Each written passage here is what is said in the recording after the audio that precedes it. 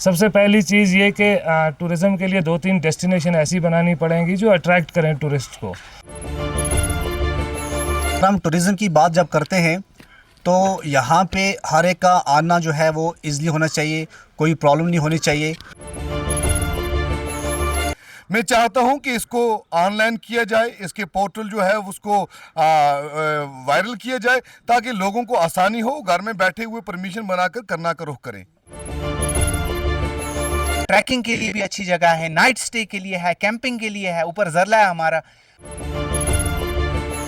गरीबी इतनी है 1-2 साल से कि हम आपको बता नहीं सकते। हमारा एरिया इतना गरीब हो गया है कि जिसकी कोई हद नहीं है।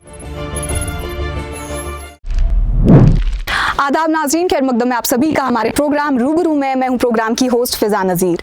नाज़रीन, बात अगर औरतों की करें तो वो हमारे समाज का एक ऐसा हिस्सा है जो हमारे समाज को बनाने में, उसको तरक्की याफ्ता बनाने में काफ़ी अहम रोल अदा करती है। बेटी बचाओ बेटी पढ़ाओ के नारे तो हम देते हैं, लेकिन क्या हम उसको इम्प्लीमेंट कर पाते हैं या नहीं, वो हमारे लिए एक बहुत ही बड़ा क्वेश्चन बन के रह गया है। यहाँ के लोगों से जानने की कोशिश करेंगे कि यहाँ की औरतों को क्या दर्जात दिए गए, यहाँ की बच्चियों को किस तरह की तालीम मैसर है, वो हम यहाँ के लोगों से जानने की कोशिश करेंगे। नाज़रीन, जैसा कि आप जानते हैं इस वक्त हम करना वैली में मौजूद है, तो बात हम किसी और चीज़ की करें इससे पहले हमें ज़रूरी बनता है कि हम बात एजुकेशन सेक्टर की करें, क्योंकि एजुकेशन ही एक ऐसी चीज़ है जो हमारी कौम को तरक्की याफ्ता बना सकती है। हमारी यूथ जितनी एजुकेटेड होगी उतनी ही हमारी यूथ बाकी चीज़ों से दूर रहकर तरक्की की राह पर चलेगी। तो यहाँ का करना वैली का एजुकेशन सेक्टर किस कदर डेवलप्ड है, जानने की कोशिश करेंगे हम यहाँ के लोगों से। जी, सबसे पहले रूबरू की पूरी टीम के हम बहुत शुक्रगुजार हैं कि आप लोग यहाँ इस हमारे एक पसमानदा इलाके में तशरीफ़ आवर हुए और आवाम की आवाज़ जो है उसको उजागर करने की जो है कोशिश की। जहाँ तक बात एजुकेशन सिस्टम की है, करनाल के अंदर जो तालीमी निज़ाम है हमारा आज भी बहुत सारी चीज़ों में अभी तक जो है लैग कर रहा है। जैसे कि इंफ्रास्ट्रक्चर की हम देखें, काफ़ी सारे स्कूलों में अभी तक कमी है। स्टाफ को लेकर अगर हम बात करें तो जितना स्टाफ यहाँ पर रिक्वायर्ड है स्कूलों में वो अभी तक दस्तयाब नहीं है। कई एक मुलाजमीन जो हैं महकमा तालीम के अंदर वो उनको अटैच किया गया है कई दफातर में। उसको लेकर वक्तन फ़वक्तन लोगों ने आवाज़ उठाई कि उन्हें वापस अपनी जो है स्कूलों में वापस भेजा जाए, लेकिन अभी तक उस पर जो है अमल नहीं हो पाया।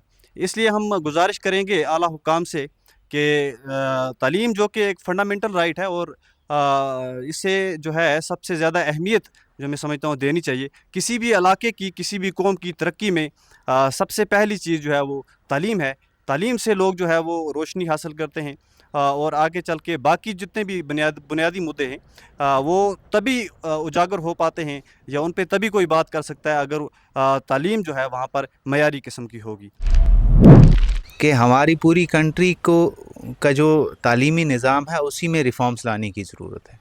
हम जैसे ने बोला कि थ्योरेटिकली अभी हम उसी में अटके हुए हैं कि भाई जो हमारा तालीमी निज़ाम है यहाँ पे हमारी लोकल यहाँ पे भी एग्ज़ाम पास करो, डिग्री ले लो और उसके बाद क्या, गवर्नमेंट जॉब मिला उसके बाद नहीं मिला तो वो बेचारा इसी तरह बेरोज़गार हो जाता है।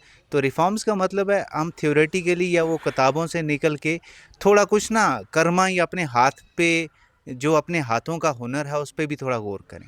कुछ तालीमी निज़ाम में ऐसी चीज़ें लानी पड़ेंगी सरकार को जिससे हम जो फ्यूचर में जो अनएम्प्लॉयमेंट है उसको टैकल कर सकें।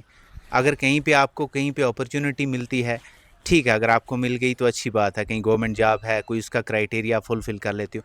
अगर नहीं है, बच्चे के पास बचपन से वो स्कूल में वो हुनर या वो फ़न या वो स्किल होना चाहिए ताकि वो कुछ अल्टरनेट सोर्स ऑफ जो है लाइवलीहुड जो है वो देख सके।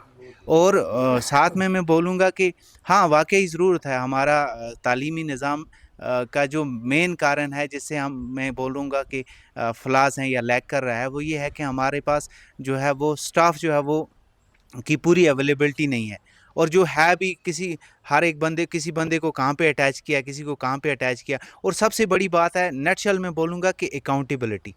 अगर अकाउंटेबिलिटी ली जाएगी सर तो मुझे लगता है एजुकेशन सेक्टर में 100% रिफॉर्म्स आएगा और तभी जाके हम तालीमी निज़ाम को बेहतर बना सकते हैं। जब अकाउंटेबिलिटी नहीं होगी, सरकार मुझे लगता है मंथली क्या वीकली रिपोर्ट ले इनसे कि भाई आपका ड्रॉप आउट रेट क्या है, क्लासिफिकेशन प्रॉपर है नहीं है, इंफ्रास्ट्रक्चर में आपके पास क्या कमी है, अगर किसी स्कूल के पास कमी है तो उसको कितनी जल्दी प्रोवाइड की जाए, उसके लिए अकाउंटेबिलिटी, स्टाफ नहीं है उसके लिए अकाउंटेबिलिटी, और बाकी स्कूल में बच्चों को तालीमी जो निसाब है, जो हमारा सिलेबस है, उस पर भी सरकार को थोड़ा गौर करने की ज़रूरत है, तब जाके हम अपने तालीमी निज़ाम को बेहतर बना सकते हैं।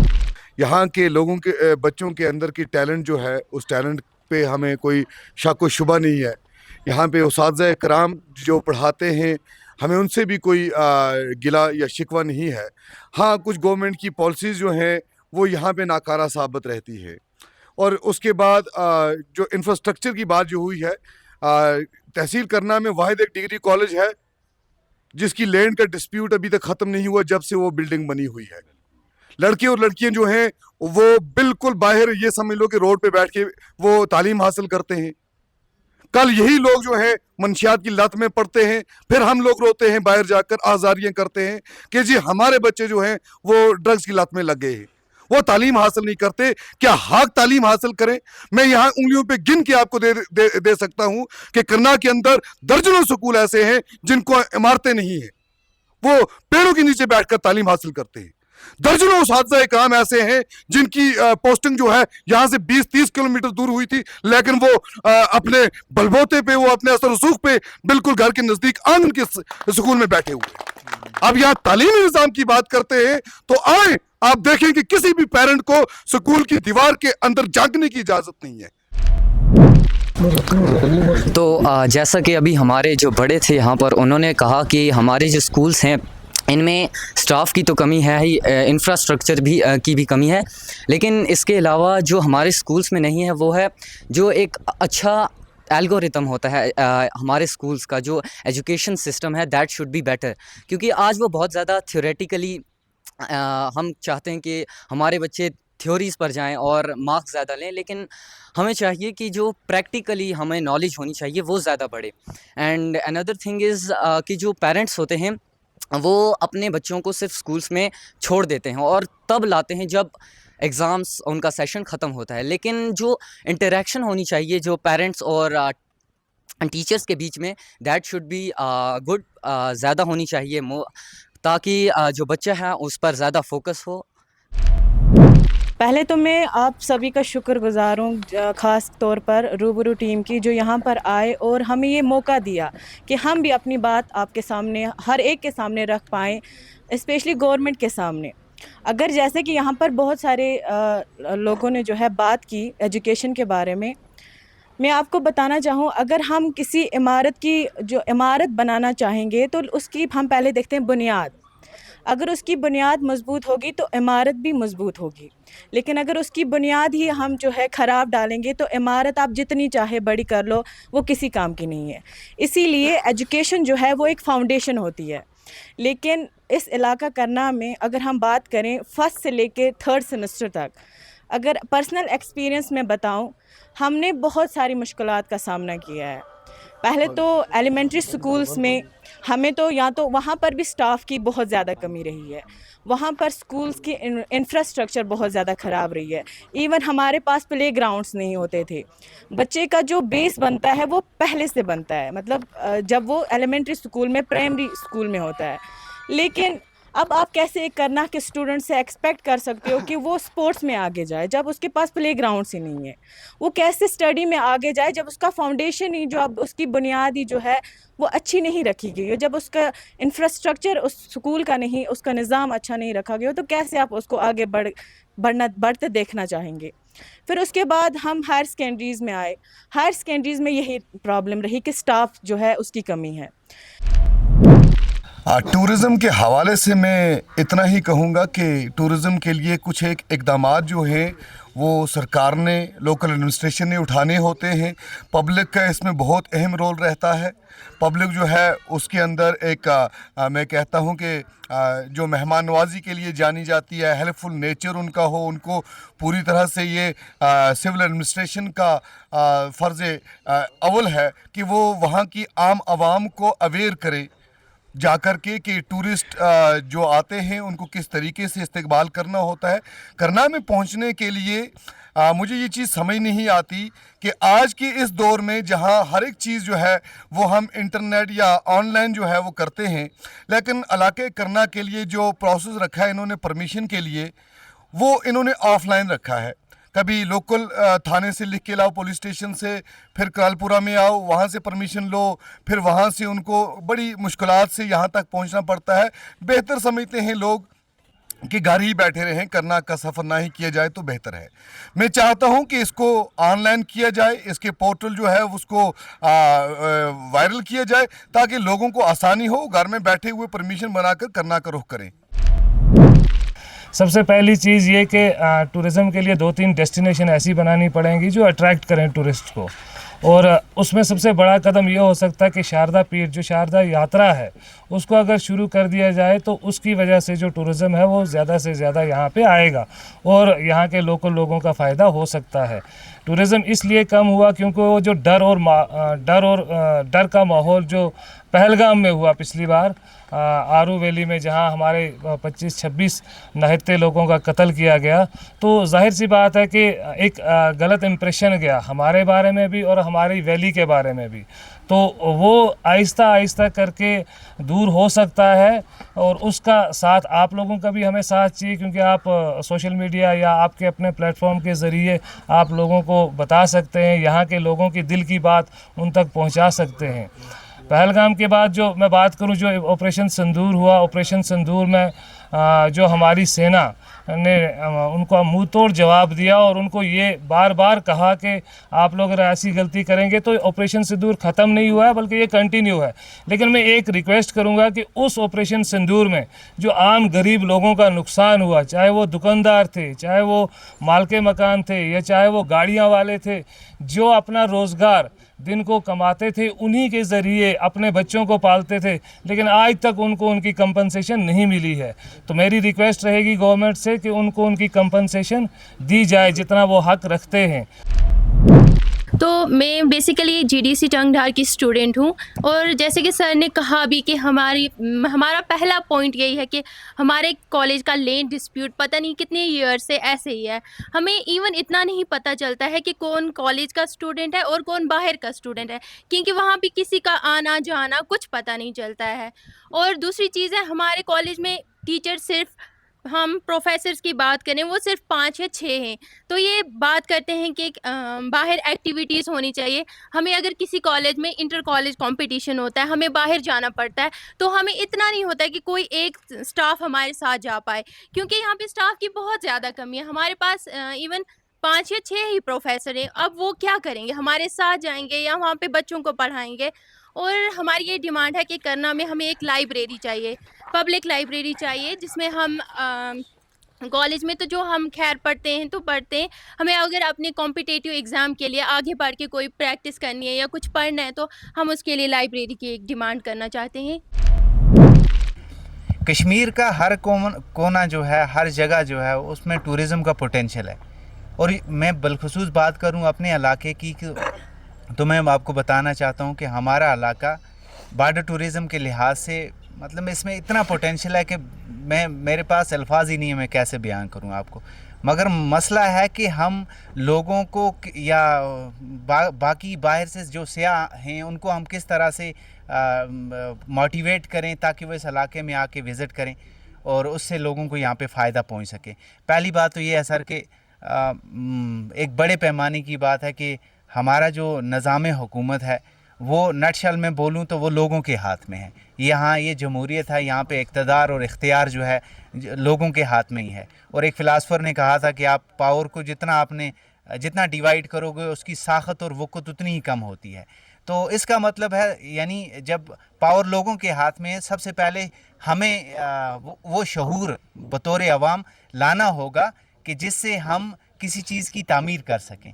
हमारा ख़ुद का ये हाल है, आप देख लो हमारे नाले, अल्लाह ने हमें इतनी अच्छा पानी दिया था, अंडरग्राउंड वाटर है। हमारा एक गांव है, उससे पूरा एक नाला जो बहता है वो पूरा अंडरग्राउंड वाटर है। ऊपर आप ऊपर के जो इलाके हैं, दुधवैया देख लो, वहाँ पे वाटर पॉइंट है, इतना साफ़ पानी वहाँ से नीचे आता है। और हमने क्या किया है बतौर एक फ़र्द और एक शहरी होने के कि तमाम गंदगी, पॉलीथीन पैड्स एंड एवरीथिंग वो हमने जाके उसमें डाले हुए हैं। और हाल हमारा ये है, सोच हमारी ये है कि ना हमने जो नाले नदी नाले हैं, पीने का पानी जो था, वाटर बॉडीज जो थे, उसको हमने बना दिया है कूड़ेदान, डस्टबिन। और तवक्का हम कर रहे हैं ऊपर आसमानों की तरफ देखने की, तो सर नहीं हो सकता, ज़मीन से ही उठना पड़ेगा।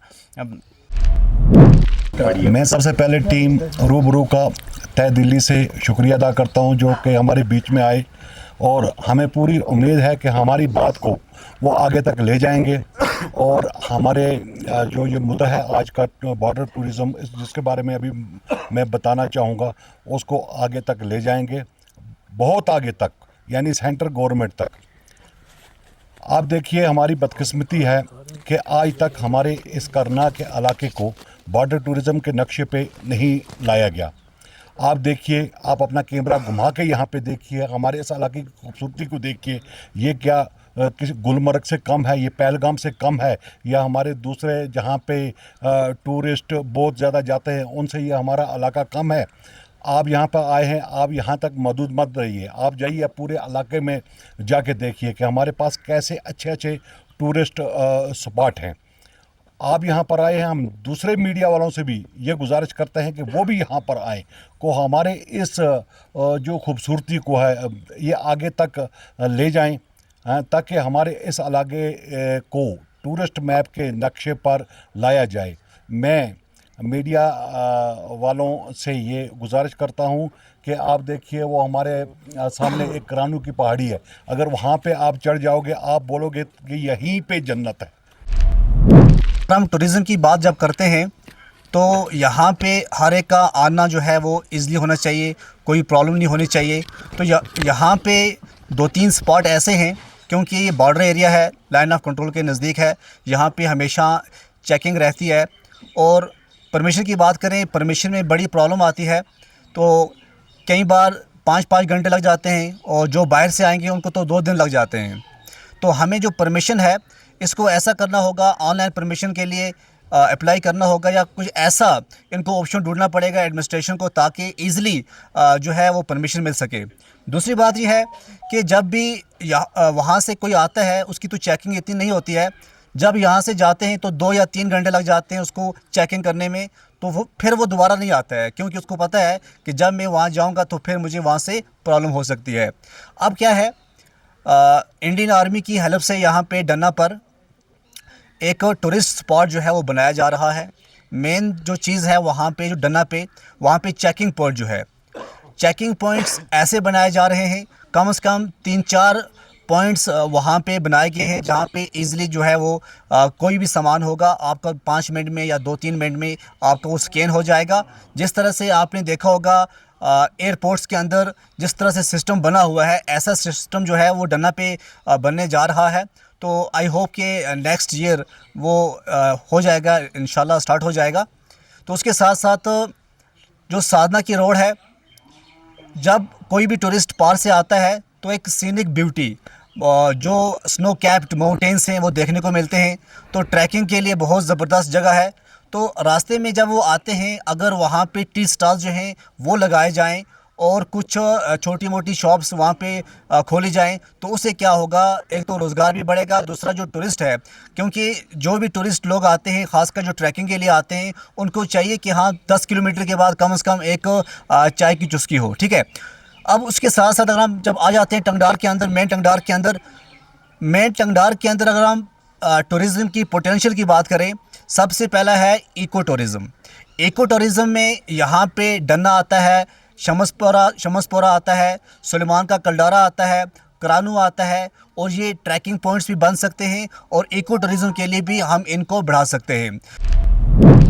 जैसा कि लोकल्स अगर काम करने पे आए टूरिज़्म के लिए, मैं एचएस की स्टूडेंट हूँ एंड हमारे स्कूल में एक एटीएल लैब है, मेरी पूरी एक इनोवेशन टीम है, I am the president of that team and हमने टूरिज़्म के लिए एक ऐसा बोर्ड बनाया है ताकि जो बाहर से टूरिस्ट आते हैं वो अननोन होते हैं, तो उन्हें यहाँ पे आके पता नहीं चलता है कि कौन सी जगह है, कहाँ जाऊँ मैं, अभी कहाँ पे हूँ।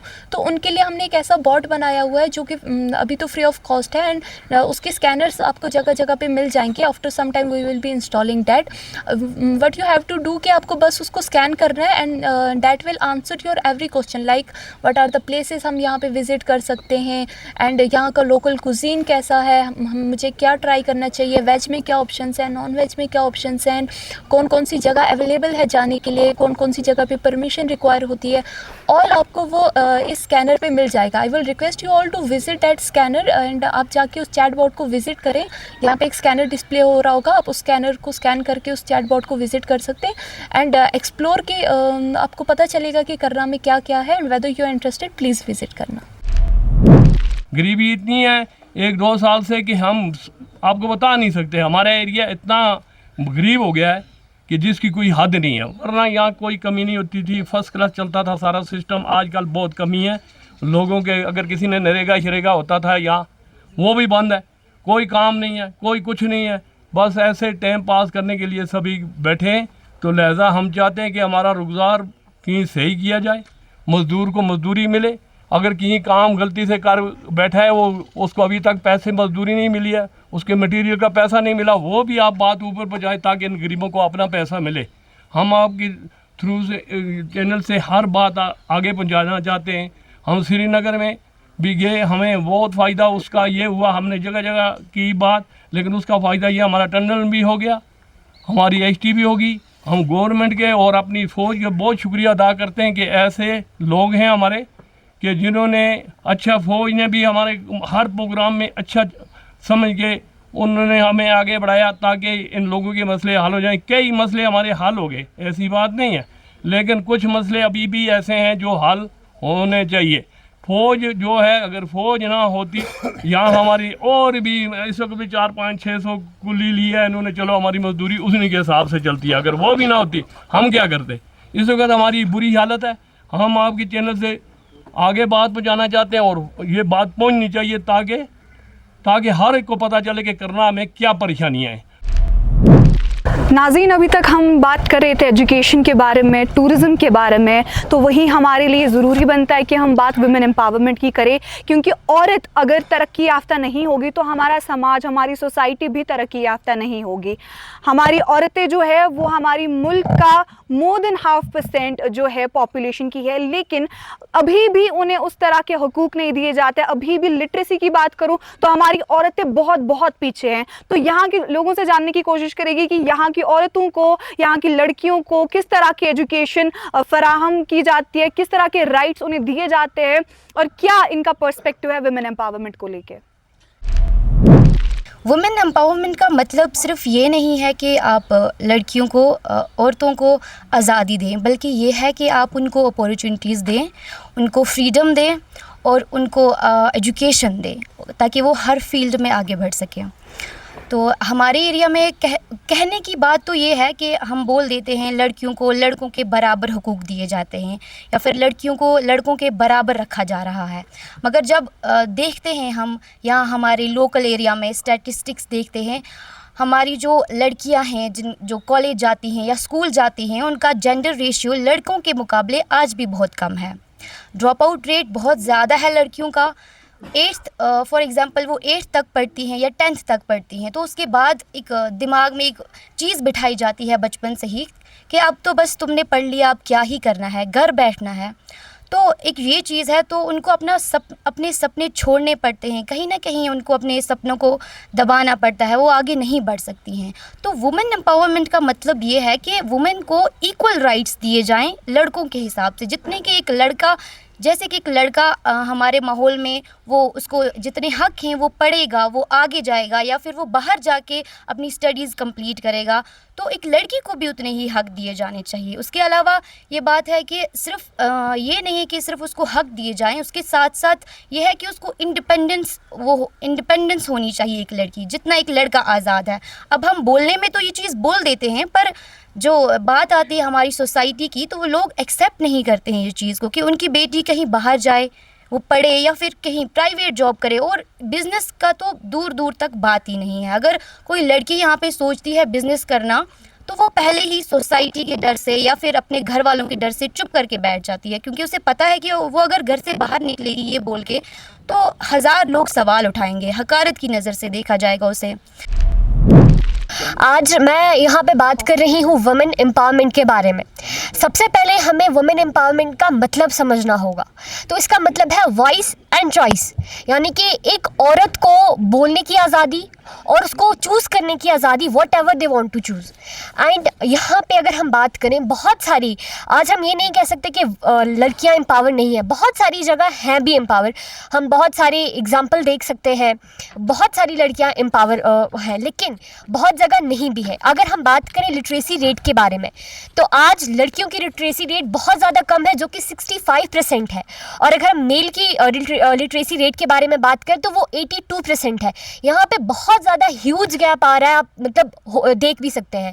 एंड अगर हम बात करें 50% जो वुमेन है वो कंट्रीब्यूट करती है वर्ल्ड पॉपुलेशन में, लेकिन सिर्फ और सिर्फ 26% लड़कियां हैं जो पार्लियामेंट सीट्स में बैठ रही हैं। और अगर हम बात करें वुमेन को एम्पावर करना, ये सिर्फ और सिर्फ किसी एक लोग का काम नहीं है, दो लोगों का काम नहीं है, किसी 10 ग्रुप का काम नहीं है, ये पूरा समाज, पूरा गांव, सबसे पहले ये घर से शुरू होता है कि लड़की को एम्पावर किस तरह किया जाए, उसको लड़कों के बराबर किस तरह लाया जाए, और यहाँ पे हम किस तरह उसको प्रमोट करें। बहुत सारे मतलब ज़रिए हैं हमारे पास, लेकिन सबसे important that was education. Education सबसे ज़्यादा इम्पॉर्टेंट और सबसे फर्स्ट प्रायोरिटी हमें एजुकेशन को ही देनी चाहिए। देन हमारे पास कुछ स्किल डेवलपमेंट्स हैं, यानी कि अगर लड़कियां कोई सिलाई बुनाई, पिकल मेकिंग, घर से जो भी चीज़ें वो कर रही हैं, और यहाँ पे बहुत सारे ज़रिए हैं। हम टी12 से आए हैं, स्किल डेवलपमेंट सेंटर से, जो कि आर्मी की तरफ से है। हमें उसका बहुत फ़ायदा मिलता है। वहाँ की जो बेरोज़गार औरतें हैं वो आती हैं, उनका कोर्स होता है 20 डेज़, 15 डेज़, 20 तक होती हैं। वो उनका कोर्स कंप्लीट होता है, वो घर में जाके अपना काम करती हैं और अपना रोज़गार चलाती हैं। और हम चाहते हैं हमें इसका फ़ायदा मिले, डेवलप हो, हमारे जो प्रोडक्ट बनते हैं वहाँ पे वो आउट ऑफ स्टेट जाने चाहिए ताकि हमें फ़ायदा मिले। वुमेन एम्पावरमेंट की अगर हम बात करें तो ये, जैसे कि कई सारों ने पहले भी ये बात की कि वुमेन एम्पावरमेंट जो है ये लड़कियों को आज़ादी देना, उनको जो है मर्दों के बराबर अपॉर्चुनिटीज़ मिलना, उस बारे में बात हो रही है। लेकिन कई जगह पर हो तो रहा है, डेवलपमेंट हो रही है, लेकिन कई जगह पर स्टिल अभी भी औरतों को जो है कमतर समझा जाता है। अभी भी उनको जो है घर तक महदूद समझते हैं लोग, अभी भी उनको अपॉर्चुनिटीज़ नहीं दे रहे हैं। अगर हम बात करें कि अगर आप एक कंट्री को डेवलप करना चाहते हैं, आपको जो है इक्वालिटी वहाँ पर होनी चाहिए, उस कंट्री में डेमोक्रेसी, इक्वालिटी ज़रूर होनी चाहिए। क्योंकि आप देख रहे हैं कि आज के वक्त में जो डेवलप्ड कंट्रीज़ हैं, वो डेवलप्ड कंट्रीज़ में जो है औरतों को हुकूक मिल रहे हैं, इसीलिए वो डेवलप्ड कंट्रीज़ हैं। अगर हम बात करें कि जो अनडेवलप्ड कंट्रीज़ हैं, जैसे हम जो अफ़गानिस्तान की बात करें, अभी भी वहाँ पर वो औरतों को जो है उनके हुकूक नहीं मिल रहे हैं, जिसकी वजह से वो अभी भी अनडेवलप्ड है। तो इसका मतलब ये है कि औरतों को हक देना, उनको जो है मतलब इस बात का ये सबूत देता है कि आप एक कंट्री के डेवलपमेंट के बारे में बात कर रहे हो। हम अगर हिस्ट्री की बात करें, हिस्ट्री जो है हमारी, वो औरतों ने उसमें भरपूर जो है अपना किरदार निभाया है।